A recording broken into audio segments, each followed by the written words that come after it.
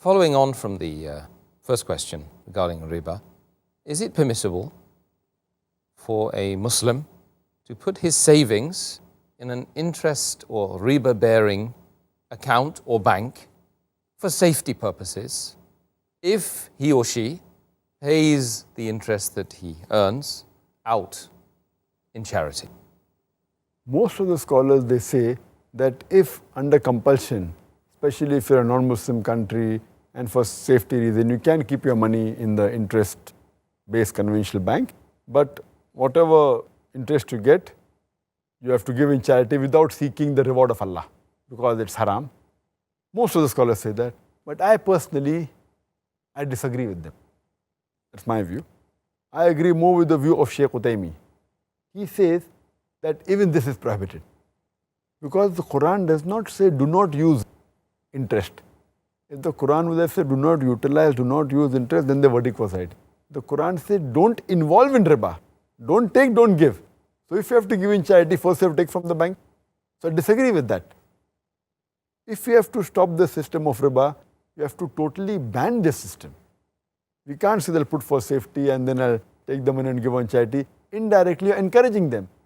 Because the moment you open an account which has got interest, you are signing and giving them permission that you are agreeing with interest with riba. That itself is a sin. So Allah's curse will be on you. Allah and Rasul will wage a war against you. Because I ask this question and I say to these people who say that you can put in the bank and give in charity, that suppose I deal in drugs, in cocaine, in brown sugar, and suppose I invest $1 million. Every month I make a profit of $1 million, and the complete profit I give in charity to the poor people. When I asked, is it allowed? They said, no, it's haram. I said, why? Because dealing in drugs, cocaine, brown sugar is haram. So when dealing in drugs, cocaine, brown sugar is haram, riba is a bigger haram. Because if you deal in riba, Allah and Rasul will wage a war against you. So when you're giving me permission to keep in the bank and deal with riba for a bigger sin, surely you should give me permission for a smaller sin. So therefore I disagree that if they really want to keep for safety, they can very well keep in an Islamic bank. Or as a last resort, they can keep in a current account. There are some accounts in the bank which are accounts which don't give interest. They call it current account. There's no interest at all in that. That as a last resort you can keep, but only keep that money which is required for rolling, because I know that being in different countries, like in India, in UK, you have to deal with checks, etc. So if you're a businessman, keep only that much amount which is required for rolling. Otherwise you can invest it in property, in real estate, in stocks, whatever it is. And the least if you want for security, you can take a locker and keep hard cash in the bank. I know it's foolish, but yet it is better than involving in riba.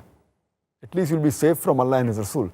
Otherwise they'll wage a war against you. As a last resort, if you really want only security, take a locker which will cost just a few hundred rupees a month or a couple of thousand rupees a year and a few pounds if you go to UK. Take that locker, keep your money hard cash. Declare to the government, no problem, but keep hard cash if you really want security. But taking riba and even giving in charity because they're encouraging the system of riba, I consider that to be haram.